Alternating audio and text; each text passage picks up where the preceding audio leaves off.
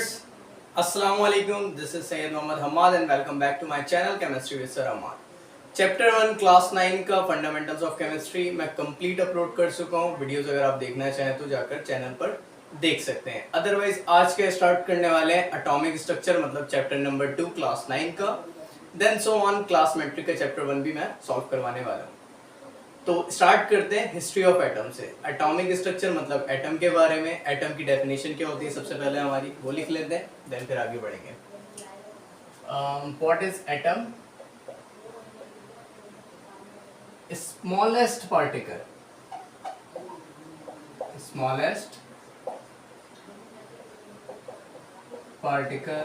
Of smallest particle of matter क्या कहलाता है? एटम कहलाता है हमारा. ठीक है. तो फर्स्ट ऑफ ऑल एक साइंटिस्ट थे हमारे डेमोक्रिटस. यहाँ पर अब हम हिस्ट्री से रिलेटेड बात करने वाले हैं. History of atom. History of atom में अगर बात की जाए तो सबसे पहले नाम आता है एक साइंटिस्ट का जिनका नाम है डेमोक्रिटस.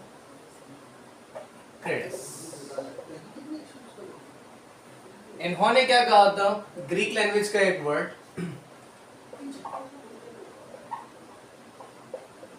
इसका मतलब था एटोमोस. इन्होंने ये यूज किया स्मॉलेस्ट पार्टिकल के लिए. अब इस वर्ड से ड्राइव करके हमने क्या वर्ड बना लिया? एटम. ठीक है.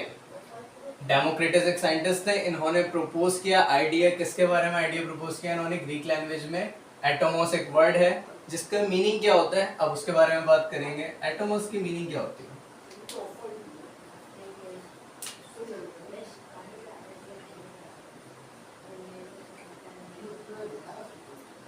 इंडिविजिबल.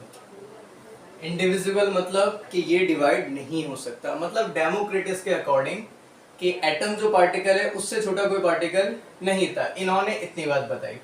डेमोक्रिटस ने ग्रीक लैंग्वेज में एक वर्ड बताया एटोमोस जिससे हमने ड्राइव करके वर्ड बना लिया एटम. और इस एटोमोस का मतलब क्या था? इंडिविजिबल मतलब कि ये डिवाइड नहीं हो सकता. इससे छोटा कोई पार्टिकल नहीं होगा. नेक्स्ट आगे बात करते हैं एक और साइंटिस्ट के बारे में. उनका नाम क्या है? John Dalton. तो जॉन डाल्टन ने भी इन्हीं की बात आगे बढ़ाई लेकिन इन्होंने एक थ्योरी एक्सप्लेन करी. ठीक है, जिसे डाल्टन एटॉमिक थ्योरी कहा जाता है. देन चैप्टर में सो ऑन आगे हम वो भी पढ़ेंगे. तो इन्होंने कुछ खास नहीं किया अगर हम कहें तो इन्हीं की बात को आगे बढ़ाया. ठीक है. जॉन डाल्टन ने भी एटम के बारे में ही बताया था हमें. और जॉन डाल्टन को भी ये लगता था कि इससे छोटा कोई पार्टिकल नहीं है. और जॉन डाल्टन की पर्सनल लाइफ के बारे में अगर बात करें तो ये कौन थे? ये एक स्कूल टीचर थे. स्कूल टीचर क्या पढ़ाया करते थे? इंग्लिश पढ़ाया करते थे. स्कूल टीचर थे. ठीक है. उसके अलावा केमिस्ट भी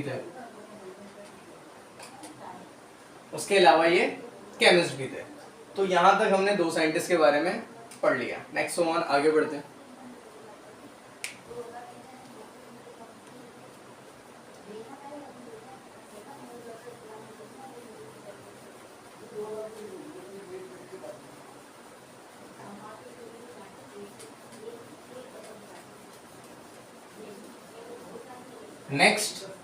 नेक्स्ट है रदरफोर्ड. रदरफोर्ड ने क्या किया था?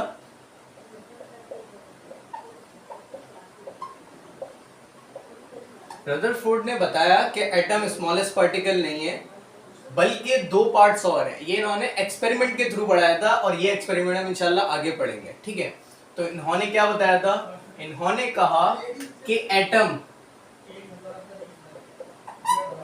को डिवाइड किया जा सकता है. कितने हिस्सों में? दो हिस्सों में. तो इनके मुताबिक न्यूक्लियस एक पार्ट था. उसके अलावा एक्स्ट्रा न्यूक्लियर पार्ट होता था. ठीक है. एक्स्ट्रा न्यूक्लियर पार्ट में शेल मिलते थे. रदरफोर्ड के अकॉर्डिंग एटम को डिवाइड किया जा सकता था दो हिस्सों में. किसको? न्यूक्लियस और एक्स्ट्रा न्यूक्लियर पार्ट में इन्होंने डिवाइड कर दिया.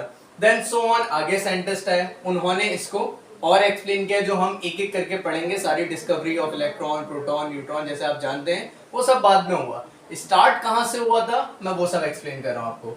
तो रदरफोर्ड ने एटम के बारे में बता दिया कि एटम डिवाइड हो सकते हैं न्यूक्लियस और एक्स्ट्रा न्यूक्लियर पार्ट में। देन और सो ऑन साइंटिस्ट जो है रदरफोर्ड के अकॉर्डिंग अगर एटम का स्ट्रक्चर बनाए तो हम कैसा बनेगा, न्यूक्लियस, ठीक है, और एक्स्ट्रा न्यूक्लियर पार्ट जिसमें शेल्स होते हैं, ठीक है, ये न्यूक्लियस हो गया हमारा और ये एक्स्ट्रा न्यूक्लियर पार्ट हो गया इनके अकॉर्डिंग। लेकिन इतने पे बात खत्म नहीं होती और साइंटिस्ट ने क्या करा, एटम के स्ट्रक्चर को और एक्सपेंड करा, मतलब कि और बातें बताई इसके बारे में। तो इसे रब करते हैं, अब इसमें समझने की कोशिश करते हैं सारी बातों को। तो फर्स्ट ऑफ ऑल ये एन का मतलब क्या है, न्यूक्लियस। या बीच में बना लेता हूँ ताकि बेहतर रहेगा, ठीक है।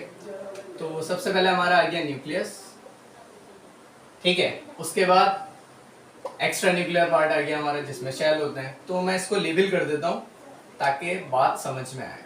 यह आ गया हमारा न्यूक्लियस, ठीक है। यह आ गया हमारा extra nuclear part, extra nuclear part. इतनी बात जिन साइंटिस्ट ने बताई थी वो मैं आपको बता चुका, ठीक है। आगे और दूसरे साइंटिस्ट ने आके क्या करा और एक्सपेंड करा और बातें बताई। तो उन्होंने क्या चीजें बताई हम उसको डिस्कस करने वाले हैं। तो फर्स्ट ऑफ ऑल मैं इलेक्ट्रॉन के बारे में बताऊंगा, ठीक है। ये जो ऑर्बिट्स होते हैं, ये जो शेल्स होते हैं, इसमें कोई रिवॉल्व कर रहा होता है। कौन रिवॉल्व कर रहा होता है, बेसिकली इलेक्ट्रॉन रिवॉल्व कर रहे होते हैं, ठीक है। 1 2 देन यहाँ 1 2 3 4 5 6 7 8, ठीक है। तो इस फॉर्म में हमारे इलेक्ट्रॉन रिवॉल्व कर रहे होते हैं। मैं इनको लेबल कर देता हूं इलेक्ट्रॉन,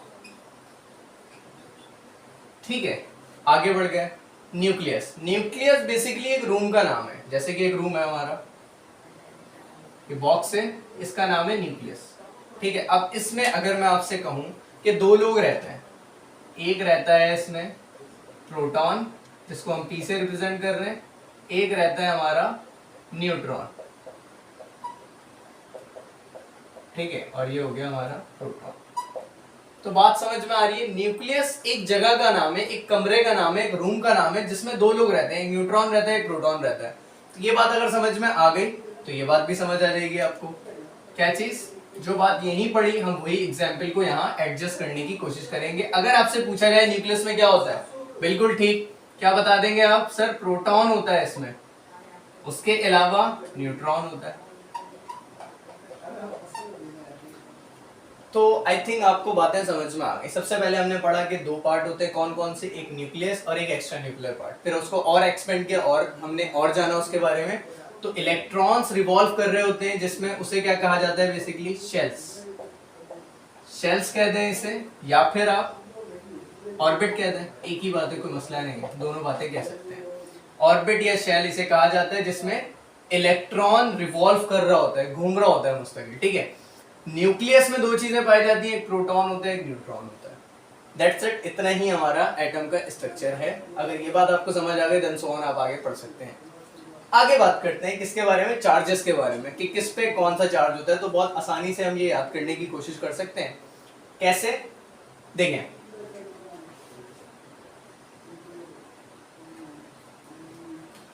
अगर मैं आपसे कहूं, मैं लिख रहा हूं एक वर्ड पॉजिटिव, पॉजिटिव वर्ड कहां से शुरू हो रहा है, पी से शुरू हो रहा है, ठीक है।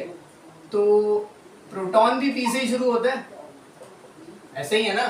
तो प्रोटॉन पे क्या चार्ज होगा, ग्रेट, क्या चार्ज होगा प्रोटॉन पे, पॉजिटिव चार्ज होगा। तो ये बात हमें समझ में आ गई। नेक्स्ट आगे बढ़े,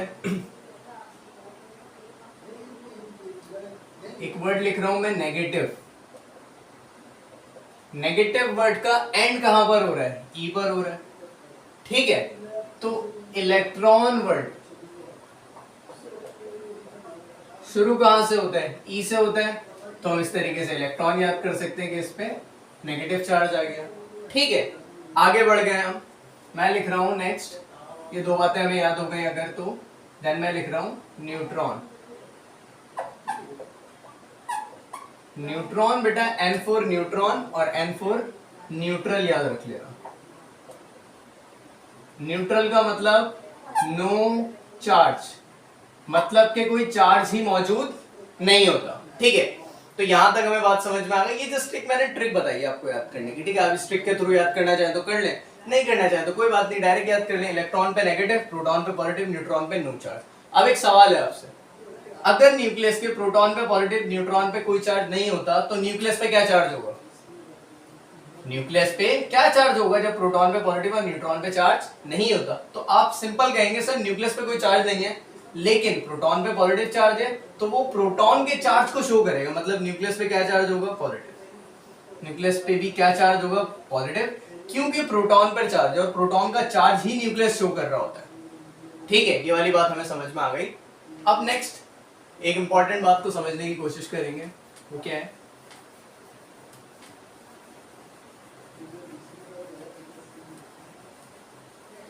बेटा मोस्टली प्रोटॉन और इलेक्ट्रॉन इक्वल होते हैं। मतलब कोई भी एटम की बात की जाए ना आपकी, तो उसमें क्या होता है, एटम में जितने प्रोटॉन होंगे, जितनी पॉजिटिविटी होती है उसमें उतनी ही नेगेटिविटी होती है, मतलब कि उतने ही इलेक्ट्रॉन मौजूद होते हैं।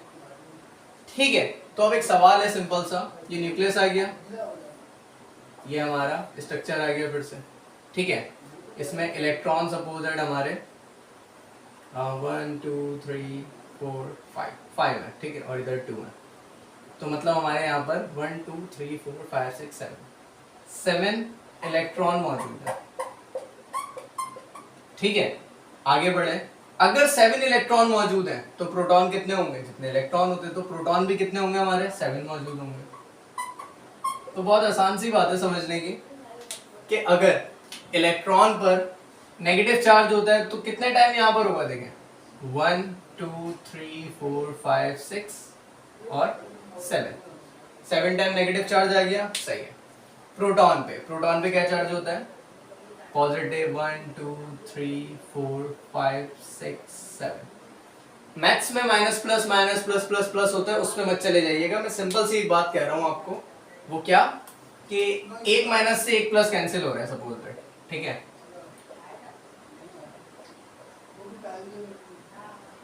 देन सो ऑन क्या होगा? नेगेटिव टू पॉजिटिव सब कैंसिल हो गया। अब मैं आपसे एक सवाल कर रहा हूं बेटा, एटम पर क्या चार्ज होता होगा? तो आप कहेंगे सर इसमें जितने प्रोटॉन थे, मतलब जितने पॉजिटिव थे उतने ही नेगेटिव थे, तो पॉजिटिव और नेगेटिव आपस में कैंसिल हो गया। कैंसिल हो जाने की वजह से एटम पर क्या चार्ज होगा? कोई चार्ज नहीं होगा, न्यूट्रल चार्ज होगा। तो हमें बात समझ आ गई कि एटम पर क्या चार्ज होता है? Atom has no charge. No charge means neutral. तो आई होप आपको ये बातें समझ में आई होंगी। Thank you so much. Next video पर वेट करिएगा, इंशाल्लाह जल्दी अपलोड करूंगा मैं चैप्टर 2 एटॉमिक स्ट्रक्चर से रिलेटेड।